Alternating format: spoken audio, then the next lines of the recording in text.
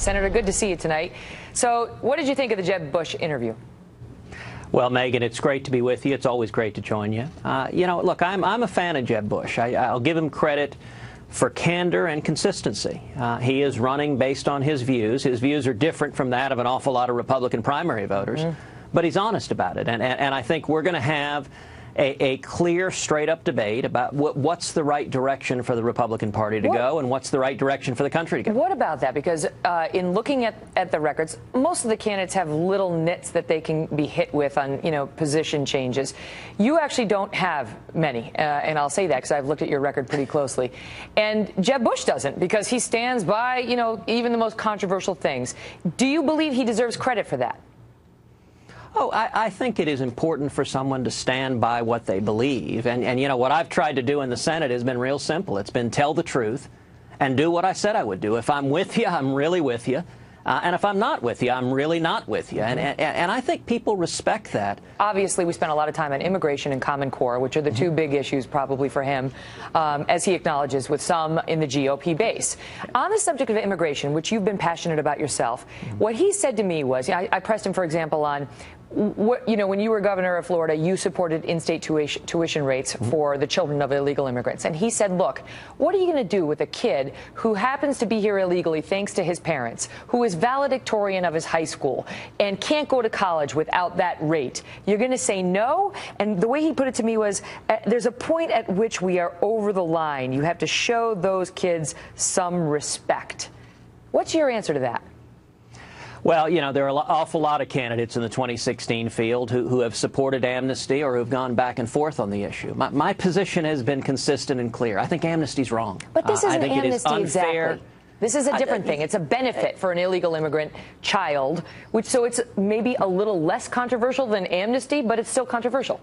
Well, but if you grant in-state tuition to students who are here illegally, that comes at the expense of American citizens, or it comes at the expense of legal immigrants who follow the rules to come here. You know, there's a finite number of slots and a finite number of dollars. And, you know, often the people that get left behind in this immigration debate are legal immigrants, or people like my dad, who in 1957 fled Cuba. He came on a student visa, came here legally.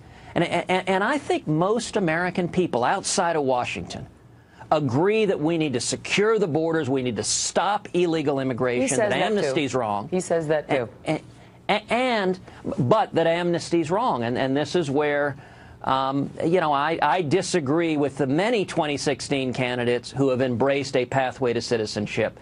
Common Core. He's going to stand on that and defend that as raising American standards in education. You see it a bit differently. I do. I believe we should repeal every single word of Common Core. And the reason is simple. I think education is far too important for it to be governed by unelected bureaucrats in Washington. It should be at the state level, or even better, at the local level. But it is. The response to that is that that governors got together to push this through. But Megyn, that's not how it works. The Obama administration has used race-to-the-top money, federal money, to force states to adopt Common Core standards. But can't they bail out if they don't want to be a part of it? Well, sure, they can, but there are a lot of dollars connected to it. And the federal government, you know, it's sort of like the drug dealer that goes to the junior high and gets a kid hooked by saying, just try it once. The federal government does that to the states with dollars, and there's so many strings attached. Let's talk about the Iraq war discussion. You know, I asked him, knowing what you know now, would you have authorized the invasion? He answered a different question than the one that I asked, and now he's come out and said, I didn't, you know, I misheard. So let me just ask you the question. Knowing what we know now, would you have authorized the invasion of Iraq?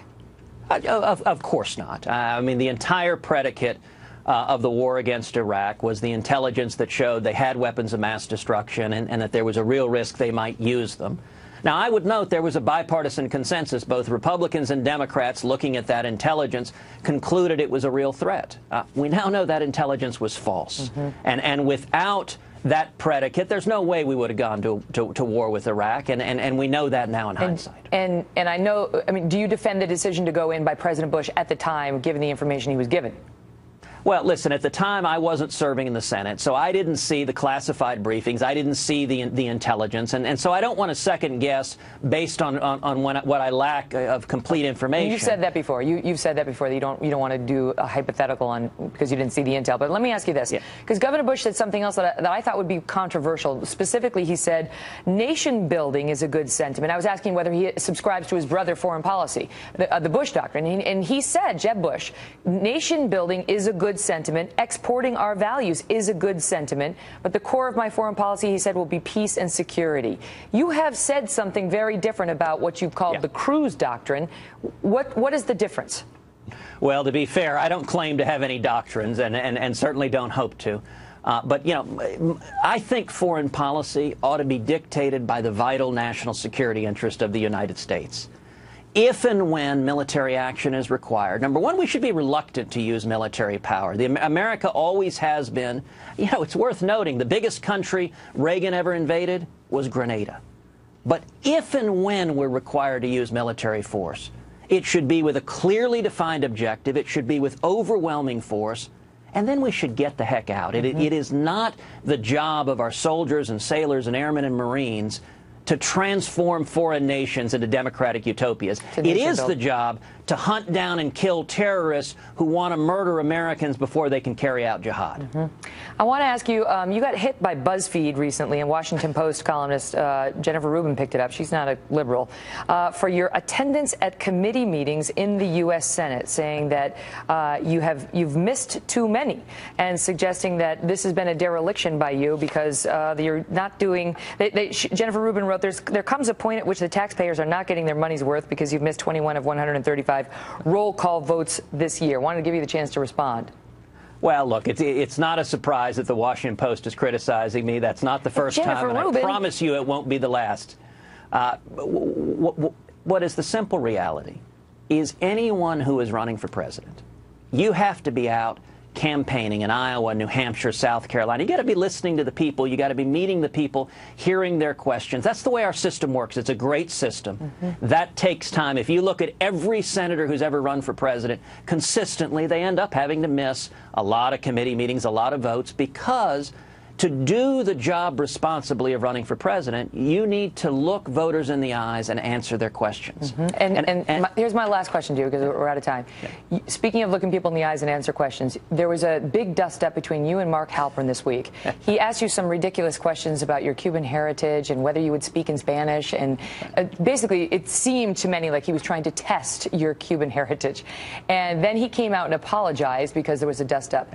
And in what some now are calling your finest moment, you were quick to come to his defense and really took the classy route. I want to give you the chance to tell the audience what you said in response to what could have been an opportunity for you to stomp on the neck of a journalist who was in some trouble. Well, thank you, Megyn. I thought it was much ado about nothing, and I mentioned Mark Halperin is a serious and fair-minded journalist, and he took some grief for some silly questions that he asked me, and he offered an apology, and I said it was neither. It wasn't needed because offense wasn't taken, and I don't think it was intended. But I certainly appreciated the apology, and I am proud of my Cuban heritage. I'm proud of my father's journey from oppression to freedom. I'm proud of my Irish-Italian heritage. And I'll tell you, Megyn, if you care sometime, Heidi and I will have you over to the house, and I'll let my dad fix some picadillo and Cuban flan, and you can test the food we put on the table. Well, I'm going to test you on the Italian then. Arrivederci, Senator Cruz. It's great to see you. Ciao.